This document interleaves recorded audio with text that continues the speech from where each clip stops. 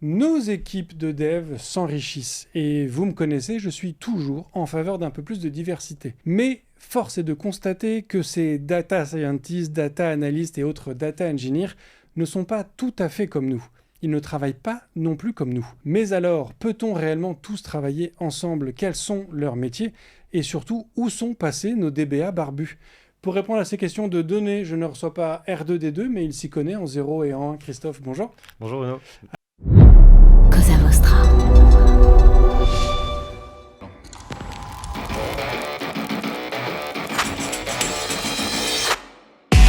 Bonjour, je suis Bruno Soulez, je suis un dev DEV pour différents, extraordinaires et visionnaires. Bienvenue dans If This Then Dev, le podcast qui veut résoudre le problème avant de passer au dev. Chaque semaine, je recevrai un expert pour décoder un sujet ou une tendance de notre formidable métier d'artisan du numérique. Sans en faire un tuto, nous parlerons d'une techno ou de notre quotidien de dev. Une discussion sans boucle, sans condition, mais compilée, afin d'en comprendre tous les éléments avant de passer au dev. Ce podcast est une production Cosa Vostra, où nous codons comme nous accompagnons nos clients, en étant différents, extraordinaires et visionnaires. Alors Christophe, est-ce que tu pourrais te présenter pour les quelques personnes qui ne te connaîtraient peut-être pas? Avec plaisir. Donc moi je m'appelle Christophe Blefary. Je suis professionnellement ce qu'on appelle un data engineer ou en français ingénieur de données. Et ça fait une dizaine d'années que je fais ça. J'ai fait 7 ans de CDI et ça va faire bientôt 4 ans que je fais du freelance autour du métier de data engineering. Ok. Comment est-ce que tu es tombé dans ce monde de la data? Est-ce que tu étais historiquement un dev qui a migré vers ça ou est-ce que tu as toujours été branché par la donnée? On va dire que si je réfléchis à ma vie, je pense que ça fait 20 ans que je fais du dev de manière très caricaturée parce que je pense que quand j'avais 12-13 ans, je faisais pas du dev, mais je jouais avec des ordinateurs pour faire des choses.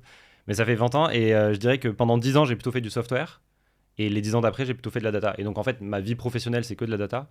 Mais avant ça, j'ai fait une école d'ingénieur en informatique où j'ai fait tout ce qu'on apprend en classique, quoi, compilateur, euh, A- A- AST, enfin les arbres syntaxiques et du Java.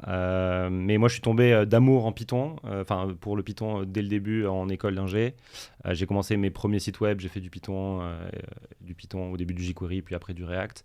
Et en fait, il s'avère qu'en fait, aujourd'hui, quand tu fais du Python et que tu fais de la data, c'est parfait, c'est l'amour parfait, on va dire. Et voilà. Et j'ai eu mon premier stage de fin d'études dans un domaine data, où il fallait que je développe une application de visualisation de données. Et c'est comme ça qu'en fait, je suis remonté un peu sur la chaîne de la donnée. Au début, je faisais juste des graphiques en D3JS dans le front. Et puis après, en fait, quand tu fais le graphique, tu te poses la question de comment elle est faite l'API pour me donner la donnée. Et ensuite, une fois que tu poses la question de comment elle est faite l'API pour me donner la donnée, tu te dis bah, comment la donnée elle est stockée dans la base de données.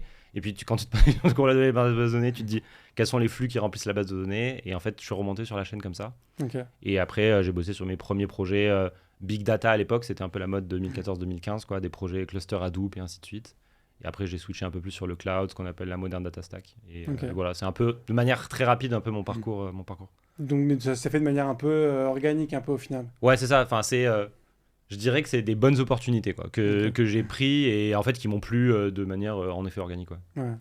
Ouais. Question peut-être un peu provocatrice, je sais pas, on verra.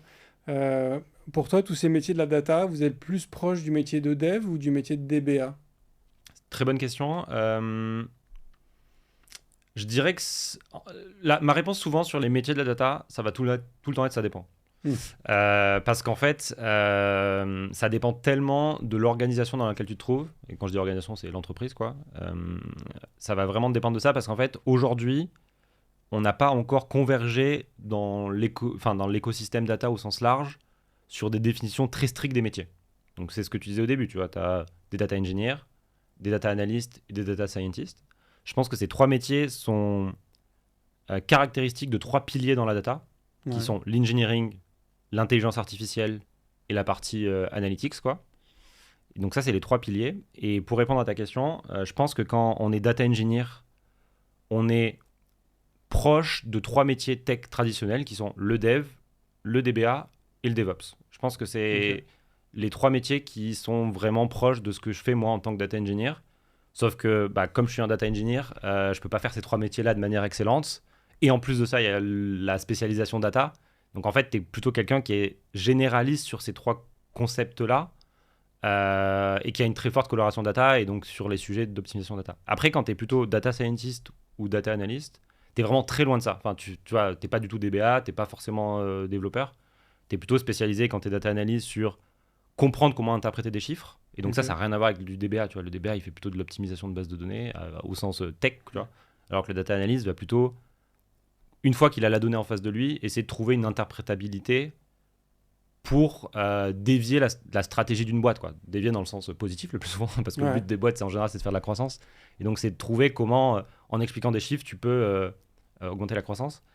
Et sur la partie plutôt de data science, qui se renomme aujourd'hui IA, intelligence artificielle, AI engineer, MLOps, ce genre de choses, bah là, l'idée, c'est plutôt que de faire de l'interprétabilité, tu vas plutôt faire du prédictif. Tu vois. Enfin, c'était ça un peu la caricature, c'est que la donnée, tu peux soit la regarder dans le passé et expliquer la donnée du passé, soit essayer de deviner la donnée du futur. Et en fait, c'est un peu là aussi juste la démarcation entre le travail de data analyst et de data scientist, c'est que le data analyst va plutôt essayer d'interpréter le passé et de comprendre comment, en interprétant le passé, tu peux faire mieux dans le futur.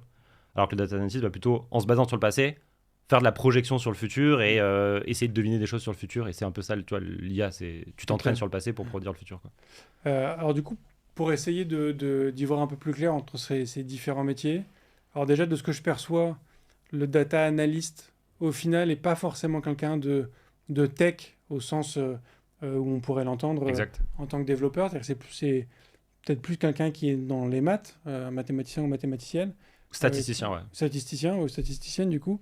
Là où les deux autres ont une vraie composante technique. Donc le data analyst, c'est quand même lui qui s'occupe, lui ou elle, qui s'occupe de requêter ces données. Où il a accès à un pool de données et il en extrait ce dont il a besoin et il fait ses calculs dessus. Mais ça reste ça, là, c'est la composante la plus technique, on va dire, du métier. En fait, et c'est là où en fait on en revient encore à ce truc de ça dépend des organisations. Mais le travail. Donc, si je reviens à qu'est-ce qu'une plateforme data, parce qu'en fait, je pense que c'est ça qui est important, c'est en termes de briques techniques, qu'est-ce qu'une plateforme data. Une plateforme data, c'est, moi je le caricature souvent comme un espace de stockage, un espace de calcul. Donc en fait, c'est un endroit où tu dois stocker de la donnée et où tu dois avoir des capacités de calcul performantes pour requêter la donnée. Parce qu'en fait, une plateforme data, en général, tu as beaucoup de volume et tu veux des réponses rapides. Et donc, ce qui se passe, c'est que tu as ton espace de stockage et ton espace de calcul. Ce qu'on fait en tant que data engineer, nous, c'est on déplace la donnée des sources à cet espace de stockage et de calcul. C'est le métier du data engineer, c'est tu crées des tuyaux entre les sources qui sont les API, les bases de prod, les outils des ops dans l'espace de stockage. Et ensuite, c'est là où il y a une responsabilité partagée entre tous les métiers de l'équipe data qui est à partir de ces données que tu as déplacées qui sont brutes, il faut créer un peu de la transformation, il faut préparer la donnée, il faut la mettre en forme pour qu'elle soit utilisable pour faire du dashboarding, de la data science, de l'exploration. Et donc, il faut faire ce qu'on appelle de la transformation. Donc, tout ça, c'est le processus qu'on appelle de l'ETL ou de l'ELT, ce qui veut dire extract, transform, load ou extract, load, transform en fonction de dans quel sens tu fais la chose.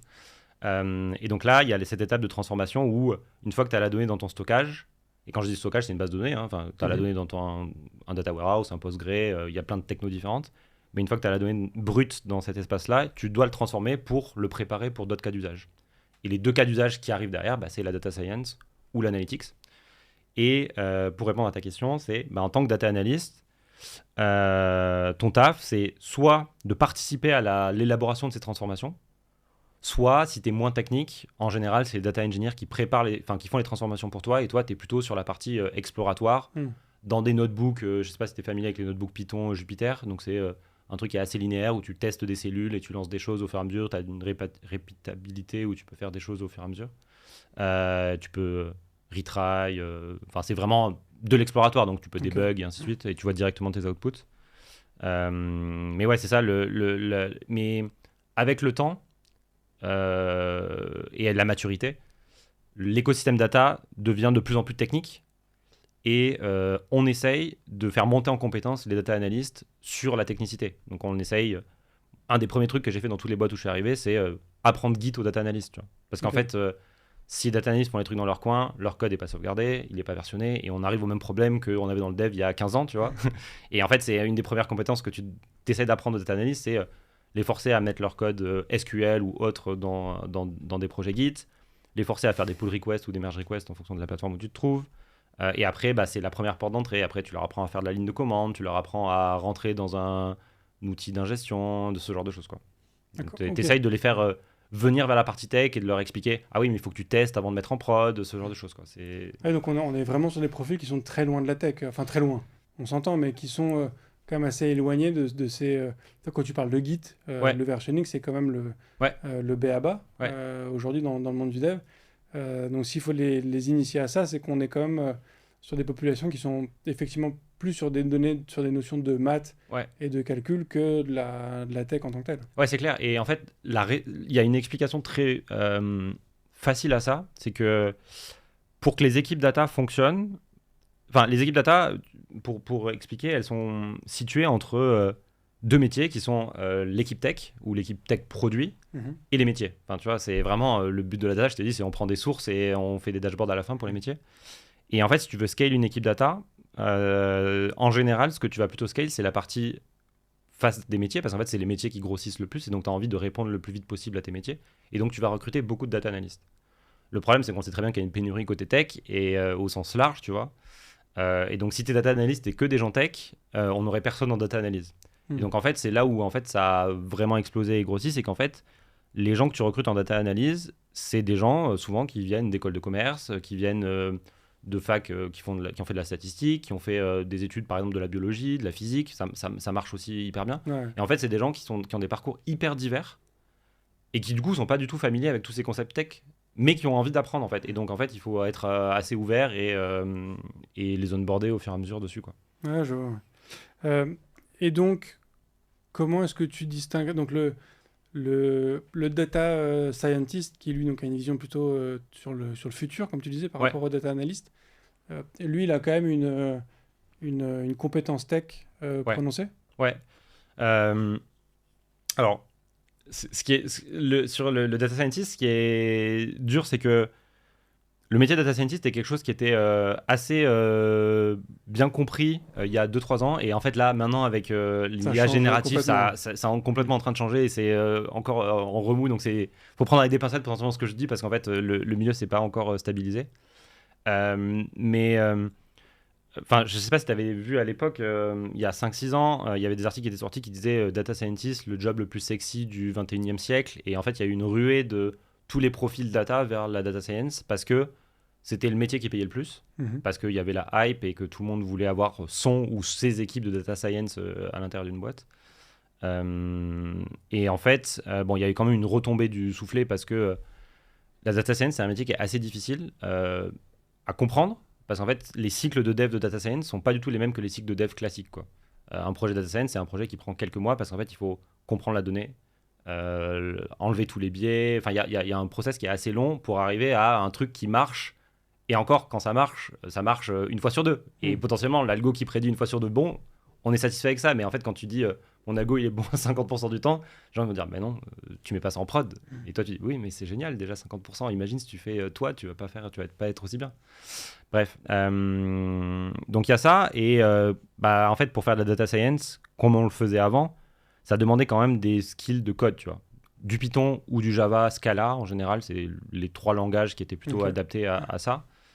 Plutôt quand même plus Python, mais ça demande quand même d'écrire du code Python. Donc il y a quand même une composante où il faut être un peu programmeur, si je prends plutôt le terme, tu vois, le terme technique, il faut être développeur pour faire de la data science. Ok. Donc ça reste des métiers très, très techniques qui sont orientés, en fait aujourd'hui c'est quoi? C'est de la création de modèles. Ouais. Quand on parle de LLM, on a beaucoup cette idée-là, donc c'est de la création de modèles pour faire de la projection sur les données historiques. Ouais, en fait, ça c'était le métier de data scientist avant l'IA générative, on va dire. Okay. Ou quand tu étais un data scientist avant l'IA générative, ce que tu produisais, en effet, c'était un modèle. Donc c'est-à-dire tu prenais un dataset, t'entraînais un modèle sur le dataset, et ensuite, ton modèle entraîné, tu le mettais à dispo pour que des gens fassent des prédictions. Avec les LLM, par exemple ChatGPT ou GPT ou Gemini, enfin peu importe, en fait, en tant que data scientist ou en tant que professionnel, on va dire IA engineer, tu ne fais plus, dans le sens moins, trop de modèles, parce qu'en fait, les modèles ont déjà été créés par des gens, et toi, ce que tu fais, c'est plutôt du fine-tuning autour de ça. Tu trouves les bons contextes, tu trouves les bons prompts, tu orchestres un modèle foundational avec un autre, tu fais la préparation de la donnée, tu essaies de trouver le séquençage, et en fait, tu n'es plus trop sur de la production de modèles, et tu es plus sur de l'orchestration de plein de modèles qui existent déjà. Tu vois. Okay. C'est un peu en train de se transformer, en fait, l'écosystème aujourd'hui, à cause de ces modèles que tu ne peux pas train. En fait, genre, on n'a pas les capacités de méta pour entraîner, de méta ou d'OpenAI, pour entraîner un modèle fondationnel qui se base sur des milliards de données. Quoi.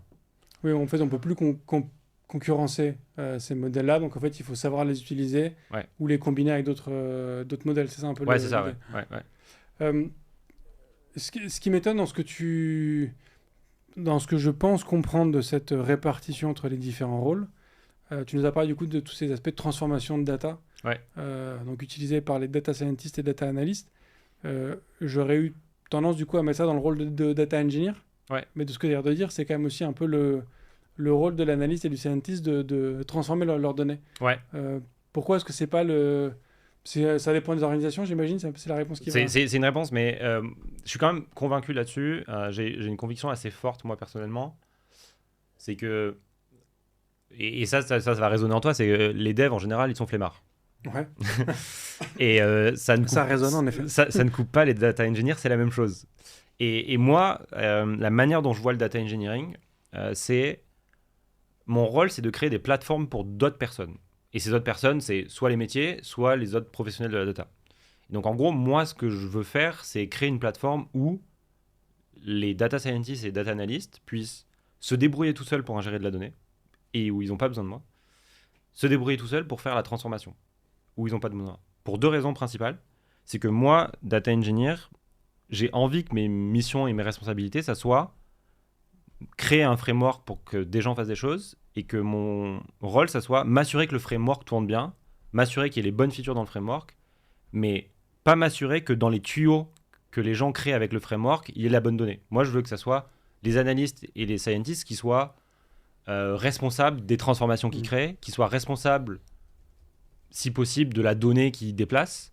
Parce que, en fait, si c'est moi, data engineer, qui le fait, bah, en fait, moi, c'est pas moi qui vais écrire... l'algo prédictif, c'est pas moi qui vais écrire les transformations pour faire les dashboards. Et donc, je sais pas ce qui se passe à la fin dans la consommation. Et je suis beaucoup trop loin de la consommation. Donc, j'ai pas envie de savoir ce qui se passe dans mes tuyaux, tu vois. Et donc, j'ai envie de me déresponsabiliser pour leur donner la responsabilité. Et donc, c'est pour ça que je dis il faut que ça soit eux qui écrivent les transformations. Tout en laissant, du coup, suffisamment de capacité et de liberté pour qu'ils puissent générer ce qu'ils veulent comme dataset. Ouais, c'est le but. Okay. Et après, c'est là où... De toute façon, c'est un jeu d'équilibriste, tu vois. C'est que quand je dis je veux me déresponsabiliser, bah, en fait, non. Parce qu'en fait, quand ça va planter le lundi matin, parce que ça a planté le samedi et le dimanche, c'est moi qu'on va venir voir directement parce que c'est moi qui comprends le bug du pipeline. Et donc après, je peux aller aider à débugger. Mais j'ai plutôt envie que ça soit les data scientists et data analysts qui écrivent les transformations qui sont importantes pour eux. Parce qu'en fait, ça s'est vu dans plein d'organisations où si tu... demande aux ingénieurs de écrire les transformations, tu as un goulot d'étranglement. Il y a toujours moins d'ingénieurs que les autres métiers. Parce qu'en fait, les ingénieurs, c'est des software eng pour beaucoup. Et en fait, bah, il n'y en a pas beaucoup. Enfin, il y a une pénurie de software engineers et encore plus de data engineers. Et donc, en fait, si tu fais reposer la partie transformation sur les data engineers, ça scale pas, en fait. Ok. Ce qui m'étonne aussi dans ce que tu décrivais, c'était l'action de nettoyer la donnée. Ouais. Encore une fois, moi j'aurais tendance à mettre ça dans le rôle de data engineer, dans le sens où, de ce que je comprends, le data engineer, il a aussi ce rôle de conception de tout ton stockage de données, donc de la manière dont elle va être enregistrée et compagnie.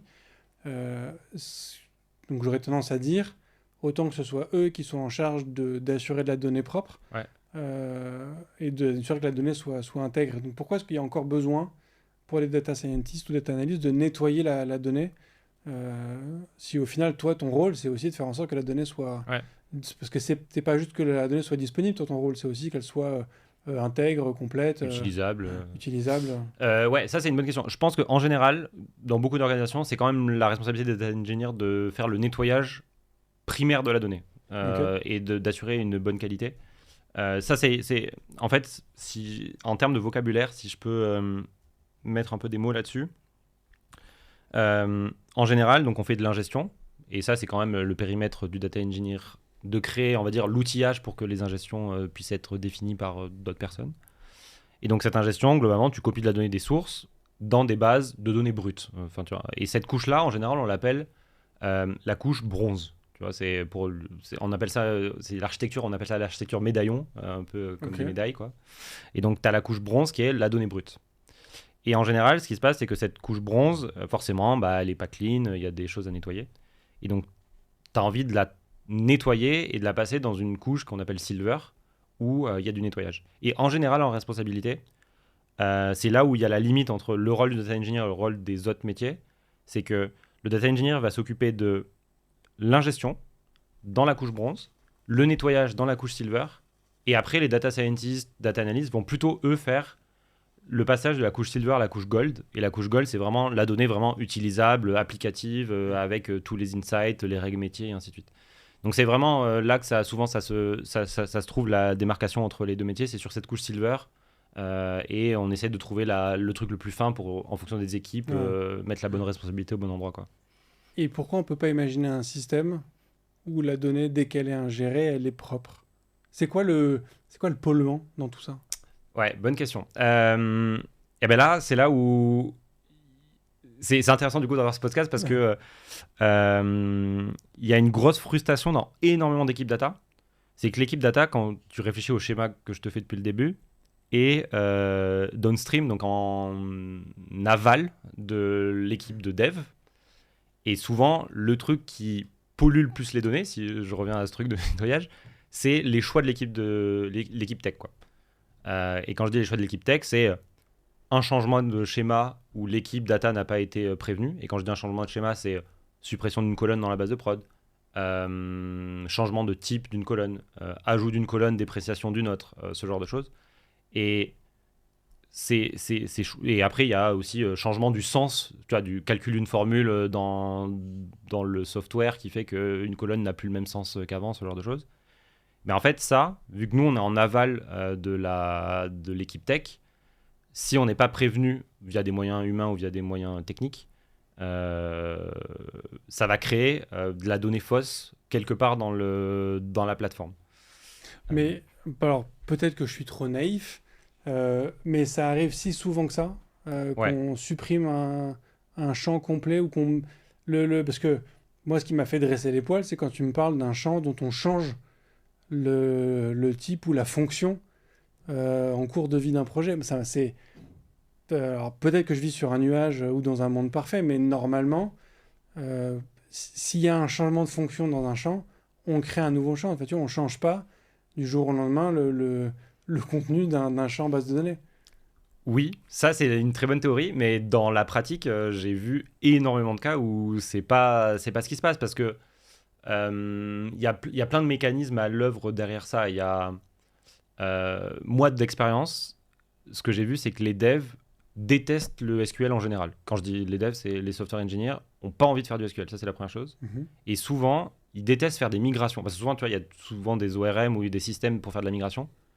En général, ils n'aiment pas ce process de migration parce que ça leur fait se poser beaucoup de questions de quand je migre quelque chose, il y a le script de migration à écrire.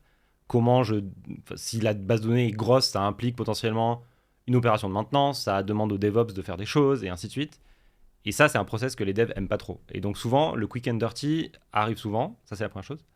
Il y a aussi, même s'il y a un process de migration, parfois il y a des devs qui font directement des changements dans la base de prod, qui font un update à la main, enfin ça existe, tu vois. Ça existe. Et tout ça, nous on en aval de ce truc-là et on récolte toutes les mauvaises manipulations qui peuvent se passer. Et en fait, j'ai vu beaucoup d'organisations qui ont réussi à mettre en place des mécanismes qui évitent ce problème-là. Et je dirais que le truc de bon sens, c'est la communication. Enfin, on va pas se mentir, hein, c'est de la communication. Mais en fait, chacun est dans son coin. Souvent, il y a l'équipe dev qui a ses priorités, qui sont fournir des choses pour le produit. Il y a l'équipe data qui a ses priorités, qui sont fournir des métriques pour le board ou les équipes métiers. Et en fait, chacun avance dans son coin. Et en fait, juste, c'est pas le temps. Je pense qu'il n'y a pas de la mauvaise volonté ou de la mauvaise. Enfin, c'est juste que si tu mets pas les bons mécanismes, tu peux pas trop le prévenir. Mais en fait, ça arrive énormément de fois ces problèmes-là. En fait. D'autant qu'effectivement, dans ce que tu décris, c'est des équipes qui travaillent pas sur la même temporalité. Comme ce travail d'analyse de données se fait forcément une fois que la donnée elle est ingérée, Ouais. ça c'est effectivement très longtemps après que la mécanique d'ingestion a été créée. Ouais. Donc il y a un temps de correction qui est forcément pas le même. C'est ça. Et si je donne un exemple, j'ai travaillé chez Captain, qui était une entreprise de VTC française qui n'existe plus. La base de prod, c'était un MongoDB. Donc déjà, ça hérisse les poils quand tu es côté data, parce que MongoDB, c'est schémaless. Enfin, les choix qu'ils avaient fait à l'époque, en plus, les schémas n'étaient pas encore implémentés dans MongoDB, et du coup, c'était schémaless. Ce que ça voulait dire, c'est que les devs, globalement, ils prenaient le JSON qui était renvoyé par le front, et ils faisaient dump dans la DB, et puis c'était réglé. Et il y avait des cas où ils vérifiaient même pas ce qu'ils dumpaient. Et donc, potentiellement, ils avaient développé sans faire exprès une nouvelle feature. Le champ, ils l'avaient mis en camel case, mais ils avaient loupé le camel case. Et ça veut dire que pendant un jour, on avait le champ pas camel case, et le jour d'après, ils se rendent compte du problème, du coup, ils passent en camel case. Sauf que nous, côté data, ça veut dire que dans la donnée qu'on a en aval, on a une journée de données avec la donnée pas en camel case, et une journée de données avec la donnée en camel case. Enfin, le futur avec la donnée en camel case. La question, c'est comment on fait, tu vois. Et c'est là où, en fait, tu poses plein de questions. Et moi, ma philosophie, ça a toujours été, je ne mets aucun fixe, tu vois, scotch. C'est pas à moi de corriger ça, c'est vous le corrigez dans la source, et si vous le corrigez pas dans la source, vous n'avez pas la donnée, quoi. Parce qu'en fait, sinon on passe notre temps à avoir des requêtes SQL avec des exceptions, et en fait ça devient immaintenable, quoi. Ouais. Et donc ça, il faut toujours remonter dans la source, demander un script de migration, et ça prend du temps. Enfin, ça hérisse les poils de tout le monde. Mais ouais, je pense que c'est le truc qui génère le plus d'erreurs dans les plateformes de données aujourd'hui, cette communication entre l'équipe tech et l'équipe data. Ok. Alors, pour revenir aussi sur deux choses que tu as glissées au détour d'une phrase, il y avait le fait que les migrations, c'est des choses qui irritent les développeurs parce que ça les oblige à se poser des questions. Je me permets de temporiser en disant que c'est pas forcément, à mon sens, que ça les oblige à poser des questions qui fait qu'on n'aime pas les migrations. C'est que c'est l'impression de passer beaucoup de temps pour quelque chose qui ne produit rien. Je suis d'accord. Que tu changes la donnée, ça n'ajoute aucune fonctionnalité, ça n'ajoute aucune feature, ça ne fait pas gagner de temps ni rien, mais ça prend beaucoup de temps, un travail de migration de données. C'est vrai que ça prend beaucoup de temps parce qu'il faut écrire le bon script, il faut vérifier qu'il fonctionne, valider les données, donc ça prend quand même un temps fou pour une impression de valeur ajoutée qui est proche de zéro. Je suis aligné. Donc voilà, je veux juste préciser, c'est pas parce que ça nous oblige à nous poser des questions. Il y a un autre point où j'aurais tendance à aller plus loin que toi, c'est que tu disais que les devs n'aiment pas faire de SQL. Alors, c'est pas forcément que... J'irais pas forcément que les devs n'aiment pas faire de SQL, mais j'irais, je pense, un step plus loin. Je pense que 90, voire 99% des devs ne connaissent pas réellement SQL. C'est-à-dire qu'au-delà du select, insert, update et un vague join ici ou là, je pense que les devs ne connaissent pas SQL. Ouais, ça a du et sens. moi, notamment, le jour où j'ai fait un de mes comment on dit, les explosions de cerveau que j'ai eu sur ce podcast, c'est quand j'ai appris que SQL était un langage Turing complete et que tu pouvais faire de la programmation complète en SQL et que c'est en fait un langage extrêmement riche. Mais c'est vrai que nous, en tant que dev, on survole en fait. Pour nous, c'est du Microsoft Excel à peu de choses près. Tu vois ce que je veux dire ? Et en plus, souvent, il y a un ORM où il y a une surcouche qui fait que tu n'as même pas besoin d'en faire. Parce qu'en fait, le SQL n'est pas un langage qui est pratique pour le dev non plus, parce que c'est pas facile à tester, les inputs, les outputs, c'est pas facile à tester. Donc c'est pour ça que l'ORM existe. Faut être honnête. T'as eu une petite phrase aussi sur MongoDB qui me relance du coup avec un commentaire qu'on avait sur le live. Alors peut-être que ta réponse ça dépend, mais la question qu'on avait dans le live c'était quels sont les technos toi, de stockage de données que tu recommandes. Donc j'ai cru comprendre que tout ce qui est schémaless du coup c'est pas idéal pour toutes vos branches de métier. Si c'est utilisé avec un schéma figé, ça peut avoir du sens. Mais du coup, ce serait quoi pour toi les bonnes technos, les environnements que tu aimes bien ? Donc en fait, je dirais qu'aujourd'hui, dans les plateformes de données, il y a deux courants. Il y a ce qu'on va plutôt dire le data warehouse. Et donc quand on parle de data warehouse, on est plutôt sur un monde qui ressemble à du monde relationnel. C'est technologiquement pas vraiment du relationnel parce que tu fais pas de la foreign key, t'es pas au record, t'es pas ce genre de choses. Mais t'es dans une base de données... En gros, Postgre, tu peux l'utiliser comme un data warehouse, par exemple.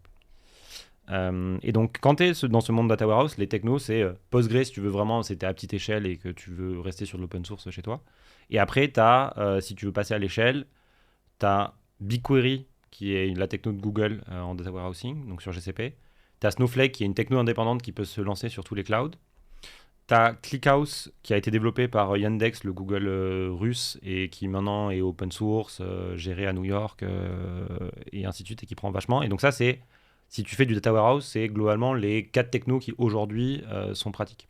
Et quand je dis du data warehouse, il y a un truc qui est important et qui différencie énormément ce qu'on fait côté software et dev et côté data, c'est juste la manière dont on stocke la donnée.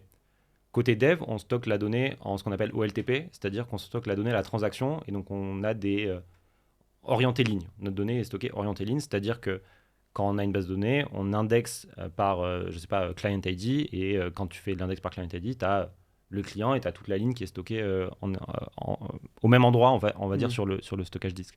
Quand tu es côté data, tu vas plutôt faire ce qui s'appelle de l'OLAP, et donc tu vas plutôt être en format colonne, parce qu'en fait, on fait du calcul sur des colonnes en entière, parce qu'on fait plutôt de l'agrégat, du monitoring et sur des choses larges.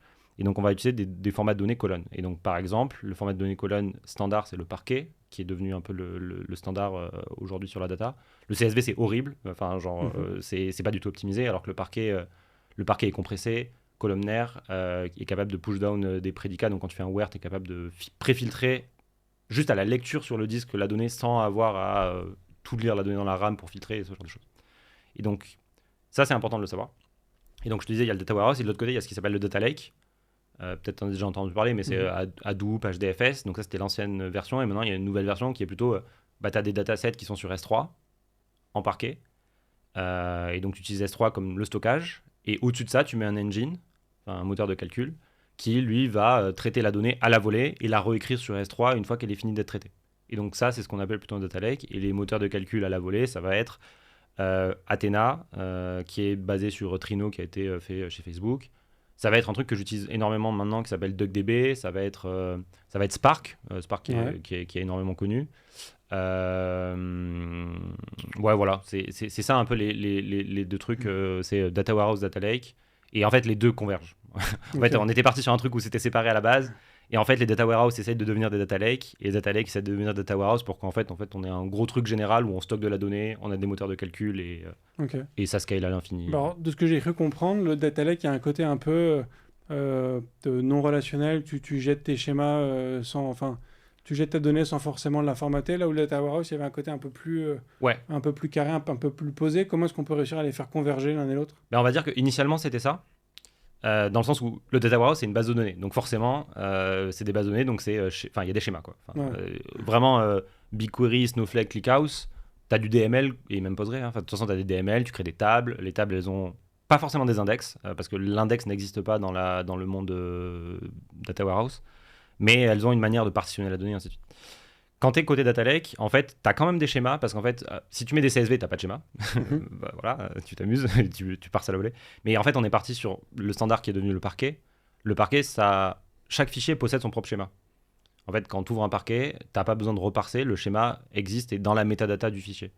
Et donc, en fait, quand tu crées une table, ça n'existe pas le concept de table dans un lake, mais quand tu crées un dossier, que tu dis dans ce dossier, tous les fichiers, c'est les mêmes, en fait, ils ont potentiellement tous le même schéma, ou ils ont un schéma compatible en forward ou en backward, ce genre de choses. Et en fait, aujourd'hui, la manière où ça converge, c'est les data warehouse sont capables de lire sur S3 des fichiers Parquet et de les ingérer chez eux, de calculer, de faire du calcul, de réécrire dans S3, ce genre de choses. Et dans l'autre sens, les moteurs de calcul unitaires, qui sont juste des moteurs de calcul sans storage, sont capables de lire dans les data warehouse de la donnée et en faire des choses. Okay. Dans un épisode précédent, j'avais entendu parler d'une techno dont le nom m'échappe, mais qui permettait de faire du stockage en colonne et en ligne en même temps, sans pour autant multiplier par 2 l'espace nécessaire au stockage. Ça te parle ou... Non. En colonne et en ligne en même temps? Ouais. Je sais pas. Le plus impressionnant étant que ça ne multipliait pas par 2 le volume nécessaire. Non, je sais pas. Ouais, faudrait que je regarde, je sais pas. Ouais. Le stockage par colonne me paraît effectivement une évidence dans ces grands volumes de données quand tu fais de l'analyse, parce que c'est vrai que tu n'as pas besoin de récupérer une info client, enfin tous les infos d'un client en tant que tel. Et en fait, tu as surtout besoin de... Par exemple, si tu as une table avec 30 colonnes, en fait, si tu veux juste le chiffre d'affaires, tu as juste besoin d'une seule colonne. Du coup, et donc, une en fait, colonne. tu n'as pas besoin de récupérer tout, quoi. Ce qui a du coup clairement du sens, ça je suis complètement en borne. Mais est-ce que ça veut dire que la notion de schemaless, effectivement, n'a aucune espèce de valeur pour vous côté data? Mais si on pousse le trait plus loin, est-ce que le NoSQL, l'aspect non relationnel de la donnée, comment est-ce que vous pouvez travailler avec? Parce que si tu as besoin d'une colonne donnée, tu as besoin donc d'un schéma, enfin de quelque chose de figé. Là où pour moi, le relationnel, j'ai l'impression que c'est la seule viabilité en fait côté data science. Ouais, je dirais que ça dépend du use case, encore une fois, hein, mais en général, en effet, tu vas avoir besoin d'un schéma et le colonnaire est le plus adapté. En revanche, quand même en data science, il y a beaucoup de cas où tu vas vouloir... Enfin, c'est là où quand tu as de la donnée non structurée, tu vas... En général, le cas d'usage le plus standard, c'est du full text search. Enfin, ou quelque chose qui s'assimile à faire du search sur un ensemble documentaire, tu vois. Mhm. Et ça, tu peux te permettre de le faire en schémaless, le full text search, parce qu'en fait, c'est juste, tu considères que tout est une chaîne de caractères, si je caricature, et tu appliques des algos de search dedans. Mais en dehors de cette notion de search, je dirais que tu vas, en data science, toujours avoir envie de revenir dans un monde tabulaire avec des colonnes. Parce qu'en fait, le principe de la data science, si on revient à la modélisation et la data science, ce que tu fais, c'est que tu as des données. Sur ces données, tu crées ce qu'on appelle des features. Donc, on fait ce qu'on appelle du feature engineering. Donc, c'est-à-dire que tu as des données de base. Au-dessus des données de base, tu dérives d'autres données. Et donc, si je prends l'exemple, tu as la date de naissance de quelqu'un. La feature de la date de naissance, c'est son âge, tu vois. Mhm. Donc, tu calcules l'âge. Et à partir de cette feature-là, qui est l'âge, ensuite, tu entraînes un modèle en lui disant, quand il y a l'âge qui est supérieur à 50, alors c'est, je sais pas, une personne âgée, en dessous ou pas, enfin peu importe, tu essaies de faire un modèle là-dessus. Et donc, vraiment, dans la data science, le principe de la data science, c'est se baser sur des colonnes pour faire une régression linéaire, si je caricature, et qui est une équation qui est multivariable. Et donc, forcément, tu es sur un truc colonnaire, tabulaire, quand tu es dans la data science. Ok. Est-ce que tous ces métiers ne sont accessibles qu'à des boîtes qui ont un volume de données colossal? Est-ce que du coup, tu commences forcément avec un data spécialiste qui va faire un peu tout et que c'est uniquement quand tu es sur un gros volume que tu vas commencer à avoir des spécialisations? Ou est-ce que pour toi, c'est un métier qui doit être présent dès que tu as un client? Alors, je vais prêcher ma paroisse, je pense que ce métier, il est utile dans tous les cas, mais si on est un peu plus sérieux, je pense que le volume ne rentre pas en jeu. Je pense que, et même pour appuyer là-dessus, en France, la plupart, et je dirais 95, 99, c'est chiffre tiré du chapeau, mais un fort volume d'entreprises n'aura jamais un volume de données immense. Et quand je dis immense, c'est... tu vas tourner autour de quelques téraoctets en général, et c'est tout, tu vois. Quand on compare, et ça c'est juste basé mécaniquement, c'est que quand tu es une entreprise qui adresse le marché français, t'adresses maximum, je sais pas, bon, le marché on va dire c'est 60 millions de consommateurs, mais bon, si t'enlèves les enfants, blablabla, bon, t'es quelques dizaines de millions de clients maximum, quoi. Et encore, si t'es une entreprise B2C. Si une entreprise B2B, t'es beaucoup plus petit. Et souvent, on s'inspire des entreprises américaines ou des entreprises chinoises, parce qu'on va dire c'est les leaders sur ces sujets-là. Mais le marché américain, il est... il y a 300 millions de personnes qui habitent aux États-Unis, donc déjà, t'es x10 voire x100 sur le volume de données générées. Et donc en fait, eux, ils auront toujours plus de volume que nous, ils développeront toujours des technos qui scalent beaucoup plus que nous, mais bon, dans les faits, on a quand même besoin de faire des choses, d'être compétitif avec eux et de développer des cas d'usage data. Donc le volume ne rentre pas, je pense, en jeu sur ça. En revanche, quand est-ce que tu as besoin d'une équipe data ou de profil data dans une entreprise? Aujourd'hui, ce que je vois dans les patterns, c'est en général la question, elle commence à se poser entre 50 et 100 personnes dans l'entreprise, quoi. Enfin, tu recrutes pas des data tout de suite. D'abord, il faut que tu aies un produit, que tu aies des gens qui achètent ton produit, que tu commences à avoir du revenu. Et après, les questions data vont commencer à se poser. Et les questions qui vont se poser, c'est les gens vont te demander quel est mon revenu?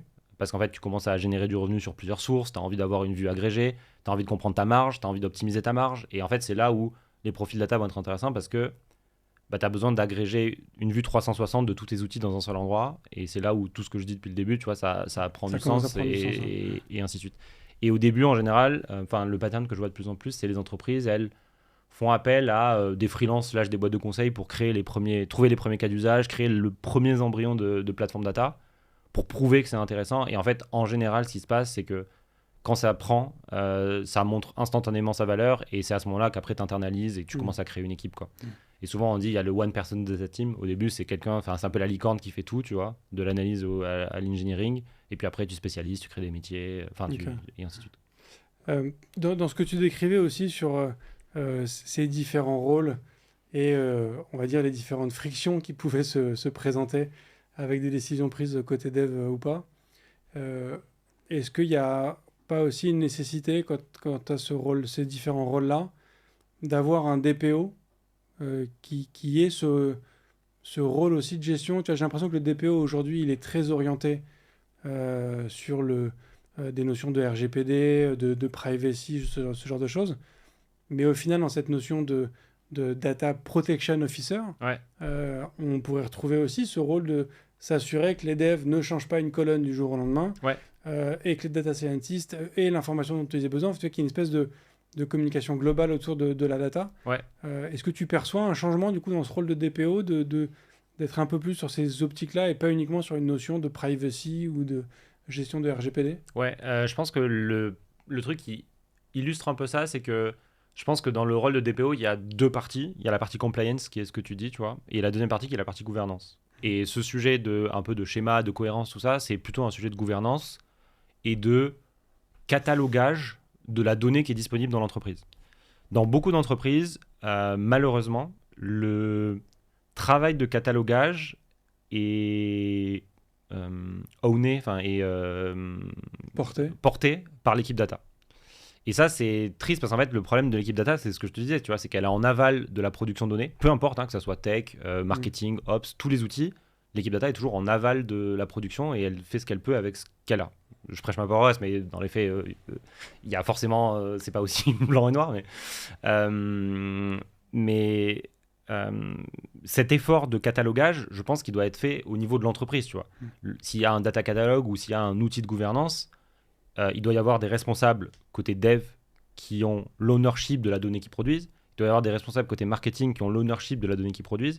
Et ça, le concept un peu autour de ça, c'est ce qui s'appelle le data mesh. C'est un concept qui a été inventé il y a 2-3 ans, qui a pour vocation de shift les responsabilités et de dire, ça, il ne faut pas avoir des équipes data, il faut avoir des équipes tech au sens large. Et dans l'équipe tech, par exemple, je sais pas, dans une boîte qui est une banque qui s'occupe du paiement, bah dans l'équipe qui s'occupe du paiement, il y a des software engineers qui font du front, du back, il y a des data engineers qui font l'ingestion, il y a des data scientists qui font la lutte contre la fraude du paiement, il y a des data analysts qui s'occupent de faire le monitoring et ainsi de suite.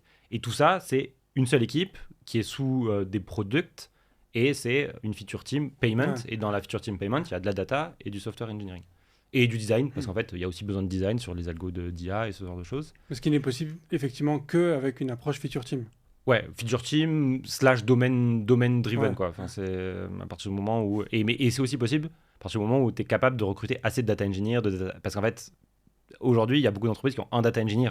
Et quand tu as, je sais pas, 5 domaines, le data engineer, il va être découpé entre 5 domaines et il pourra jamais faire son lundi, son mardi, son mercredi. Ouais. Et pour revenir juste sur les rôles, il y a un truc, c'est aux US, le rôle de data analyst, comme moi je te l'ai défini, aux US, dans beaucoup de boîtes comme par exemple Meta / Facebook, c'est les data engineers qui ont ce rôle un peu d'analyste, parce qu'eux, ils l'ont défini comme ça. Et le data engineer, comme moi je te l'ai défini, ils l'appellent data platform engineer aux US, souvent. Parce qu'en fait, le rôle du data engineer, c'est plutôt de construire des outils pour que d'autres travaillent. Sauf que nous, on est beaucoup moins, donc en fait, juste un data engineer, ça essaie de faire un peu tout, quoi. Pour terminer, comme on l'a évoqué, ce sont des métiers qui sont encore très jeunes. Tu as même évoqué que le data scientist, c'est des métiers qui sont en pleine mutation avec le monde de l'IA. Ouais. À quel point il y a une maturité du secteur ou une immaturité du secteur? Pour toi, est-ce qu'il y a quand même déjà des choses auxquelles la poussière est retombée? Ou est-ce que c'est encore le Far West, c'est encore la foire d'empoigne? Ouais. Comment est-ce que tu perçois ce monde-là? Il y a un truc que moi j'aime bien, c'est revenir à Il y a un sujet sur les équipes data, c'est dur de prouver le ROI, enfin la rentabilité d'une équipe data. Enfin, tu vois, quand une entreprise décide de créer une équipe data, ce que voit le comité de direction, c'est combien me coûte l'équipe data, combien me rapporte. Souvent, l'équipe data rapporte 0, parce qu'en fait, c'est souvent aussi une équipe un peu support, tu vois, versus l'équipe tech, elle produit le logiciel, on peut dire que le chiffre d'affaires peut lui être imputé. L'équipe data est rarement sur le chemin critique du chiffre d'affaires. Et donc, il y a souvent une crise d'identité des équipes data, moi j'appelle ça un peu comme ça, c'est la crise d'identité de savoir à quoi je sers dans une entreprise, tu vois.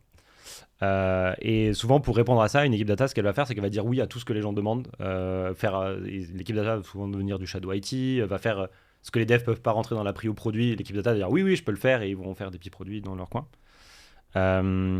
Tout ça pour, à la fin, arriver quand même à un but que moi, je pense qui est important pour une équipe data, c'est Empower. Enfin, j'aime bien ce terme de Empower, c'est une équipe data, et ce qu'on produit en data, l'idée, c'est d'empower les équipes, les clients, enfin peu importe, mais on doit empower par la donnée les gens, les aider à la prise de décision.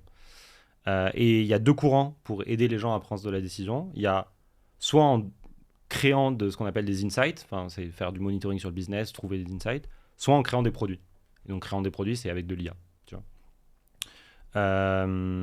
Et donc il y a ces 2 branches. Et moi, je pense que la branche créer des insights, celle-là, la poussière est retombée, c'est très clair aujourd'hui la méthodologie pour faire ça.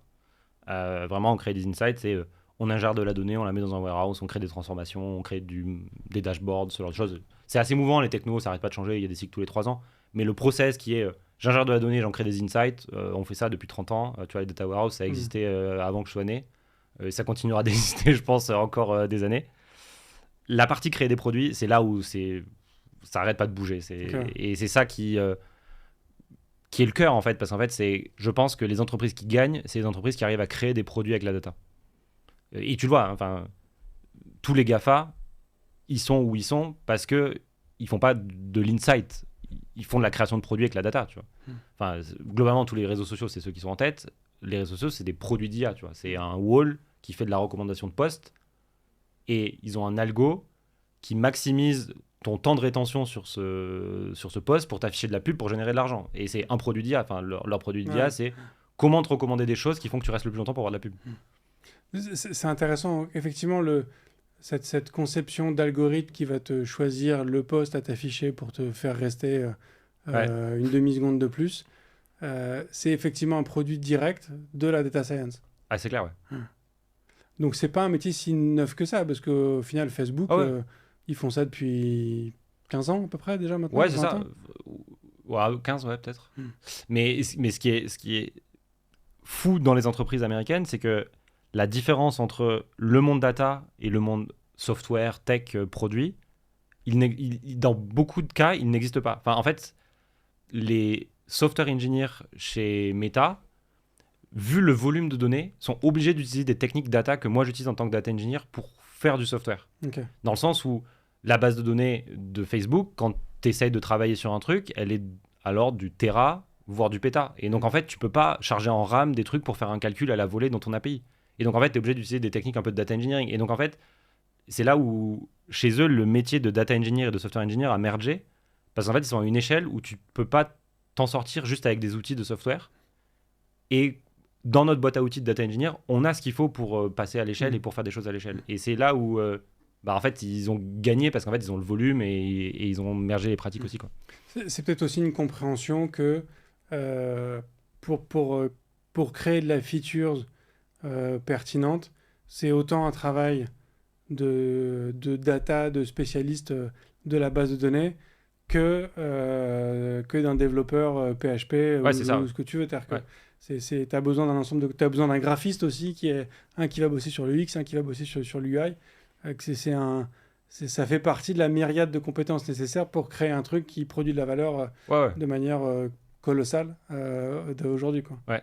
En fait, tu fais pas des teams de data engineer, tu fais des data engineering teams. Et une data engineering team, ça comprend des software engineers, des data engineers, des designers, des product managers. Sauf qu'en fait, en France, en Europe, on n'a pas les moyens de faire ça parce qu'en fait, il n'y a pas assez de data engineers, il n'y a pas assez de volume, ça ne se justifie pas.